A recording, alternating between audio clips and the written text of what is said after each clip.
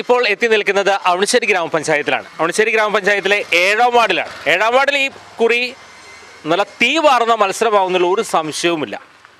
അത്രയേറെ വാശിയേറിയ ഒരു മത്സരമാണ് 7ാം വാർഡിൽ 3 സ്ഥാനാർത്ഥികളും കാഴ്ചവെക്കുന്നത്. എന്തായാലും സ്ഥാനാർത്ഥികൾക്കൊപ്പം ഞങ്ങളും സഞ്ചരിക്കുകയാണ് 7ാം വാർഡിലൂടെ.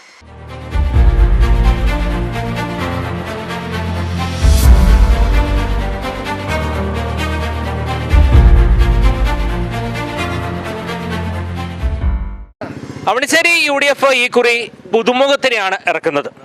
അക്ഷരാർത്ഥത്തിൽ ഞാൻ ആദ്യം പറഞ്ഞ പോലെ തന്നെ തീ പാറുന്നൊരു പോരാട്ടം തന്നെയായിരിക്കും അവണിശ്ശേരി ഗ്രാമപഞ്ചായത്തിലെ 7ാം വാർഡിൽ കാഴ്ചവെക്കുന്നത്. നമുക്ക് സ്ഥാനാർത്ഥിയോട് ചോദിക്കാം. നമസ്കാരം. നമസ്കാരം.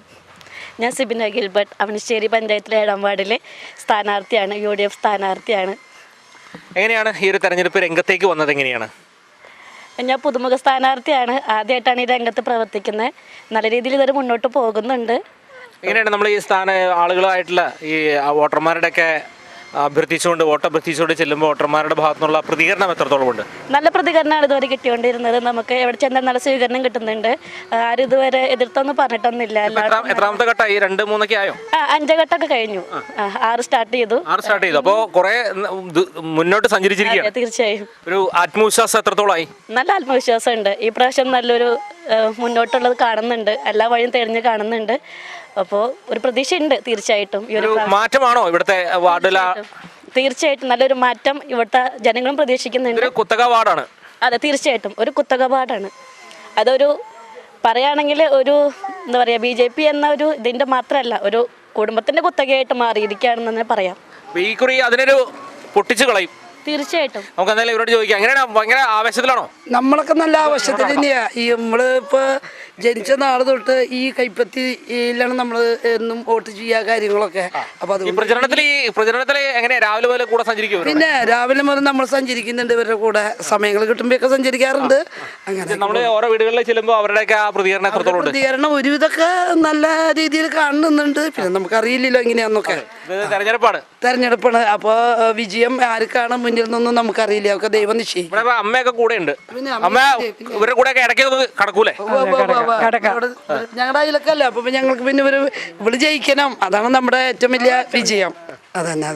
എന്തായാലും വലിയ ഒരു ആവേശത്തിൽ തന്നെ ഇവര് ഭൂരിഭാഗം പേരുണ്ട്. നമുക്ക് സ്ഥാനാർത്ഥിയോടൊപ്പം തന്നെ എങ്ങനെയുണ്ട് നമ്മുടെ ഇവിടുത്തെ ആളുകളുടെ, പ്രത്യേകിച്ച് UDFന് ഇത് പിടിച്ചെടുക്കണമെന്നുള്ളൊരു അതിയായൊരു വാശിയിൽ തന്നെയാണ് ഈ കുറി?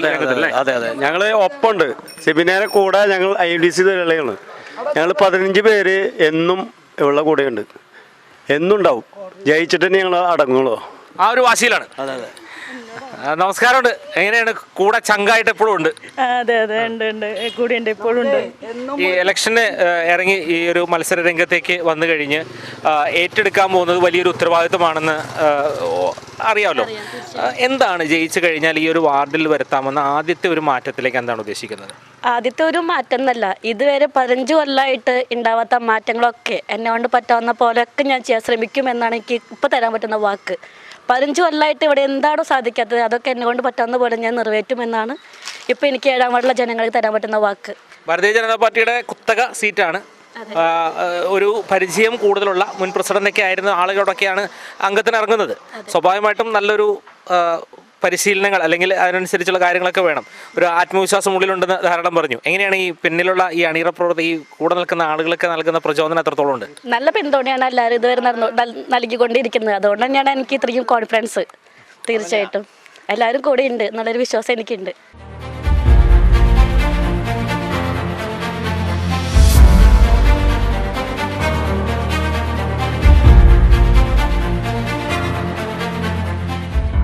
പുതുമുഖമാണ് എങ്കിൽ തന്നെയും പുതുമുഖത്തിൻ്റെതായ യാതൊരുവിധ ടെൻഷനൊന്നും സിബിനിക്കില്ല. കാരണം ഈ വാർഡിനെ ഭൂരിഭാഗം ആളുകളും അറിയുന്ന ഒരു വ്യക്തിത്വം തന്നെയാണ്. ഈ കുറി മത്സരം കടുക്കുമെന്നതിൽ ഒരു സംശയമില്ല എന്ന് പറയാൻ കാരണം ഒരു മാറ്റമാണ്. സിറ്റിംഗ് സീറ്റാണ്, ഭാരതീയ ജനതാ പാർട്ടിയുടെ സിറ്റിംഗ് സീറ്റാണ്. ആ UDF പിടിച്ചെടുക്കും എന്നൊരു വാശിയിൽ തന്നെയാണ് യു ഡി എഫിൻ്റെ പടക്കളക്കത്തിൽ, പ്രത്യേകിച്ച് യു ഡി എഫിൻ്റെ അംഗത്തട്ടിറങ്ങുമ്പോൾ യു ഡി എഫിൻ്റെ നേതൃത്വത്തിലുള്ള അണിയറ പ്രവർത്തകർക്കെല്ലാം ഉള്ളിൽ ആത്മവിശ്വാസമുണ്ട്. ആ ആത്മവിശ്വാസവും സിബിഎനയ്ക്കുണ്ട്. 6ഉം 7ഉം ഘട്ടത്തിലേക്കൊക്കെ തെരഞ്ഞെടുപ്പിൻ്റെ വളരെ മുന്നിലേക്ക് സഞ്ചരിക്കാനായിട്ട് സിബിഎനയ്ക്ക് അടക്കം സഹായിച്ചിട്ടുണ്ട്.